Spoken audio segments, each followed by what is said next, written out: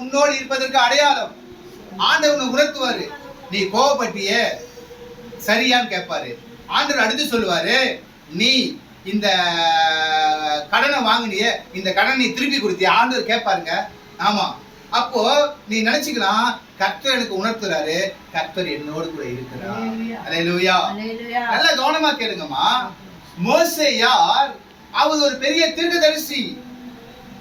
20 லட்சம் புருஷர்களை, ஜனங்களை வழி நடத்தின ஒரு பெரிய தலைவன் மோசே. ஆனா அந்த மோசேவே மறந்துட்டார். நல்லா கேளுங்கம்மா, சத்தியத்தை நல்லா கவனமா கேளுங்க. அந்த மோசேவே மறந்து விட்டார். கர்த்தர் தன்னோடு இருப்பதை மோசேவே மறந்து விட்டார். அல்லேலூயா சொல்லுவோமே, சத்தமா சொல்லுவோமே. எப்படி மறந்தார்? இக்கட்டான ஒரு போராட்டமான சூழ்நிலை வரும்பொழுது, ஒரு பிரச்சனை வரும்பொழுது தன்னோடு கூட இருந்த கர்த்தரை மோசே மறந்தார். மோசேக்கு என்ன செய்வதுன்னு தெரியல.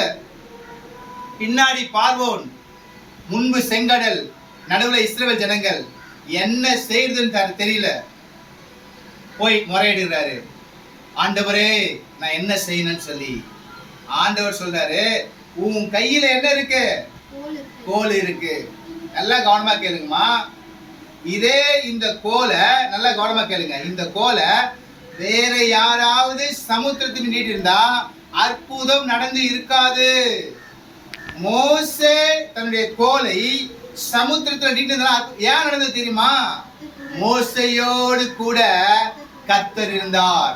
சகோதரனே, சகோதரியே, விசுவாசியே, திருச்சபையே, தாயாரே, ஊழியக்காரரே, உன்னோடு கர்த்தர் இருப்பாரானால் உன்னை கொண்டு ஆண்டவர் அற்புதம் செய்வார். அல்லேலூயா சொல்லுவோமே.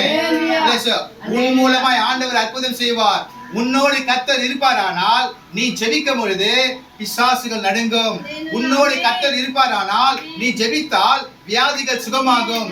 உன்னோடு கர்த்தர் இருப்பாரானால் நீ ஜெபிக்கும் பொழுது மந்திர கட்டு அருந்து விடும். உன்னோடு கூட கர்த்தர் இருப்பதை நீ உணர்ந்து கொள்ள முடியும். அல்லேலூயா. மோசேயோடு கூட கர்த்தர் இருந்தார். அல்லேலூயா. மோசேயோடு கூட கர்த்தர் இருந்ததினால் என்ன நடந்தது? மிக பிரம்மாண்டமான அற்புதம். வேதாகமத்திலேயே மிக பிரம்மாண்டமான ஒரு அற்புதம். செங்கடல் இரண்டாய் பிரிந்தது. அல்லேலூயா. மோசேயோடு கூட கர்த்தர் இருந்தார். செங்கடல் இரண்டாய் பிளந்தது. இஸ்ரவேல் ஜனங்கள் அக்கறைப்பட்டார்கள். இயேசு தேவனாகிய கர்த்தர் ஒரு மிக பிரம்மாண்டமான அற்புதத்தை ஆண்டவர் செய்தார். சகோதரனே, சகோதரியே, உன்னோடு கர்த்தர் இருக்கிறார் என்பதை நீ உன்னுடைய நாவினால் அறிக்கை செய்ய வேண்டும். நீ காலையில எழுந்த உடனே உன்னுடைய தலைமையில கை வச்சு சொல்லணும், இயேசு என்னோடு இருக்கிறார். என்ன சொல்லமா? இயேசு என்னோடு இருக்கிறார்.